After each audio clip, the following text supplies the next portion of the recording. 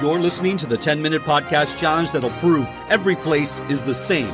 Welcome your host, the irreverent, the cosmopolitan, the wicked, Daniela Vlaskalic. Hello, and welcome to Every Place Is The Same. I am thrilled to welcome my guest, Ron Pedereson. Hi, Ron. Hello. Ron, so happy to have you on the show. I think I'm happy. Now, Ron, you lived for a time in Los Angeles, California. Is that correct? Yeah, that's right. Tell me about that. Well, it's a wonderful place to visit. It's a very challenging, lonely place to live. You also spent some time in Vienna, Austria. Is that correct? Yes, that's right. Tell me about that.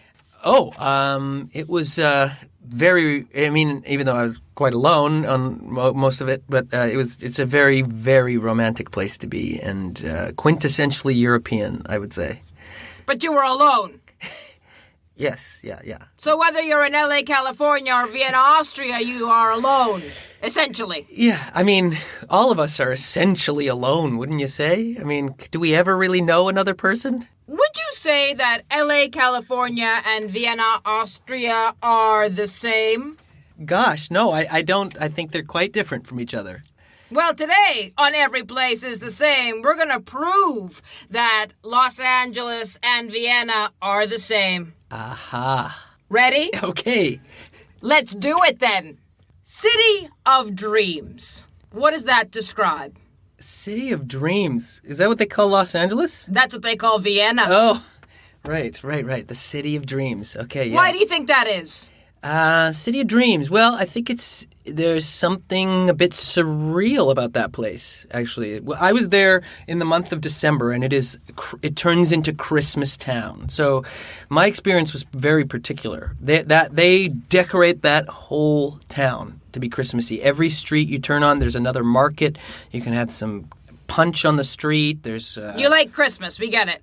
Okay, so City of Dreams was actually coined by Sigmund Freud. Okay. Can you tell us who Sigmund Freud is for our international listeners? Sigmund Freud is a famous psychologist, so yes, this makes sense. Although it's funny that he would have come up with it because Carl Jung was a bit more of a psychologist who dealt with dreams, I feel.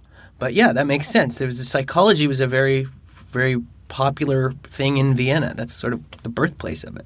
Now, some people would say Los Angeles is the city of dreams. Why do you think that is? Well, it's also a very surreal place if you really want to connect it. Los Angeles is the city of dreams in terms of people go there with their great big dreams of becoming famous. Now, is it very Christmassy in LA? No, famously, it's not very Christmassy. I mean, they attempt it. There's that song by Joni Mitchell I always think of where she's talking about their skating. She wished she had a river she could skate away on because there's actually not a lot of, for people who grow up in places that are wintry. Going there, it's the opposite of Christmas. Well, Santa might disagree with you. Yeah, well, I don't know if Santa is from Los Angeles. North Pole. Right. Last I checked. Right. Do you think people in L.A. know about Sigmund Freud? Oh, yeah. I bet you that is, if outside of Vienna, I bet you that's probably the therapy capital of the world. I think you might be right. The Blue Danube by Strauss. Yes. Very famous song. Very famous. Kind of epitomizes Vienna, would you say? Yes. The waltz, was invented. It's a big, famous Viennese waltz. What songs would you say epitomize L.A.? Well, off the top of my head, I think of I Love L.A. by Randy Newman.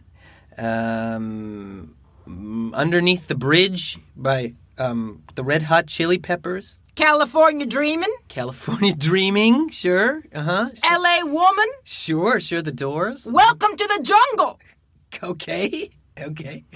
Yeah. Both places have iconic songs. I see. Written about them. Yeah. Mm-hmm. Blue Danube. Who wrote that? Strauss. Oh, yeah, Strauss. Yeah. Other songs about Vienna include Billy Joel's Vienna, Falco's hit Vienna Calling, Leonard Cohen's Take This Waltz, and of course, who could forget Ultravox's Vienna? Tell me about the Walk of Fame. Yes, the Walk of Fame. The Hollywood Boulevard famously has, if you get famous enough, they will give you a star on the sidewalk with a big ceremony, and you're celebrated forever as an artist. So it's a big thing to get a star on the Walk of Fame. Have you been down to the Walk of Fame? Oh, yeah. I lived nearby. I used to walk it almost every day. Are there any stars that you particularly stand out for you? Yeah, sure. Mel Blanc, the guy who did the voices of Bugs Bunny. I used to like that one. Really? Yeah. Have you ever done the Walk of Shame? Oh, yeah. Yes. Down the Walk of Fame? I think I took a taxi, but yeah. It was more of a taxi ride of shame. Now, Vienna also has a Walk of Fame. Oh. The Vienna Classical Music Walk of Fame. Oh, I didn't know that. Yes. I see. Famous musicians, Beethoven, Strauss, Mozart. Okay, I went to a graveyard in Vienna and saw Strauss's grave, and I think Mozart too. No, Mozart was in a pauper's grave, actually. They don't know where he's buried. That's right. So, both places celebrate their famous people with stars on sidewalks. Wow. I see what you're doing here. Parallels are lining up. What about the cemetery in Hollywood?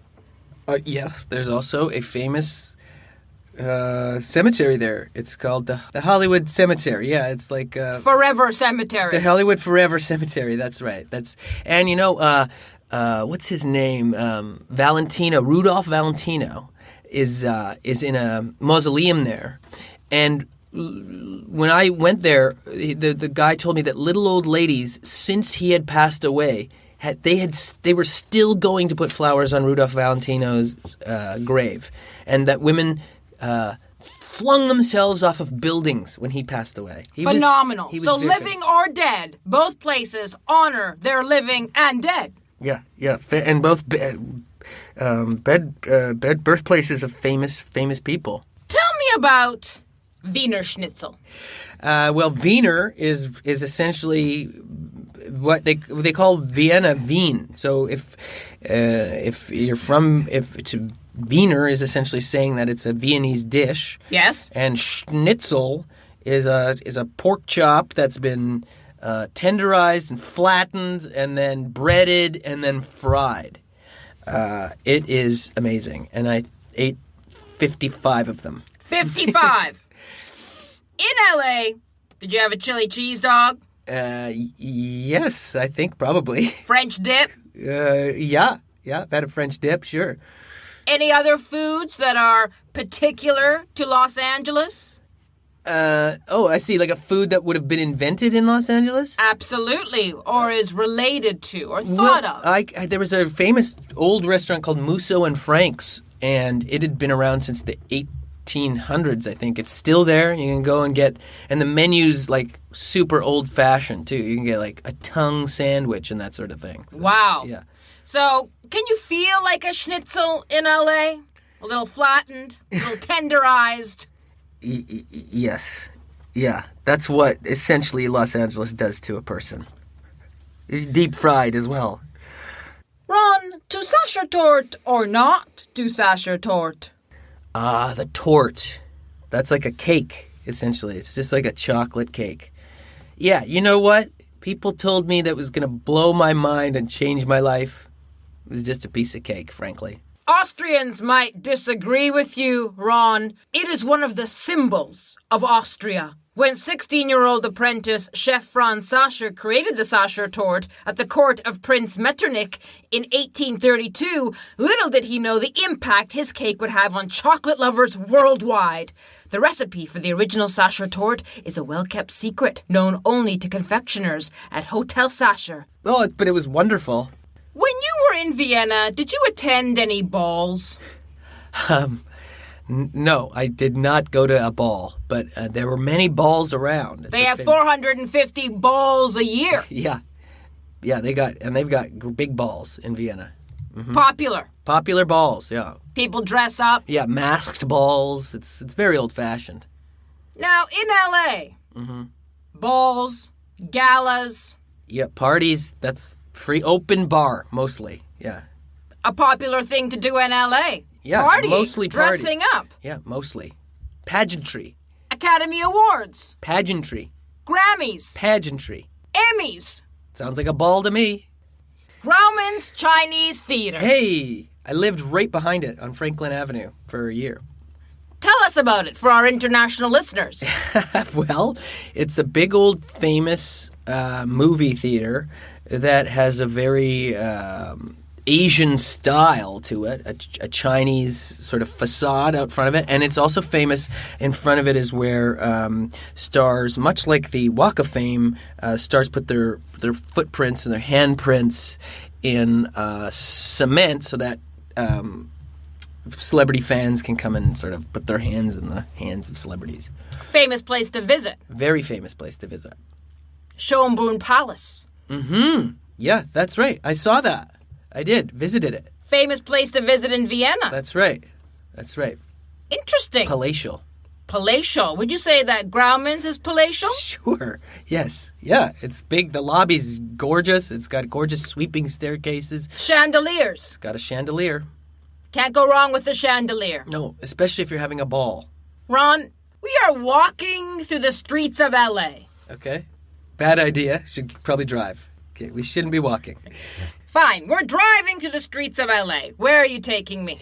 I am going to take you to eat some Korean barbecue. Where? Off Vermont. Anyway, it's in Koreatown. It's called Soot Bull Jeep. Charcoal barbecue. We're walking through the streets of Vienna. Perhaps we're taking a carriage ride. Sure. Where are you taking me? I would take you to the Vienna Opera House. It was beautiful. I saw an opera there. Beautiful.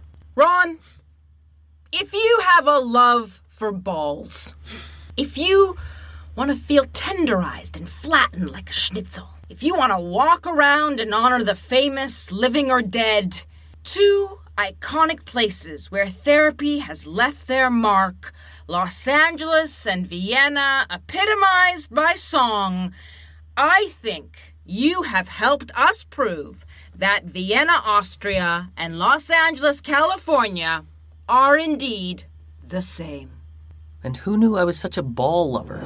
You just listened to Every Place Is The Same, hosted by Daniela Vlaskalic and directed by Marco Timpano. Leave us a 5-star review on iTunes, Stitcher, or wherever you listen. Follow us on Twitter and Instagram or join our Patreon page. Until the next time, enjoy your travels.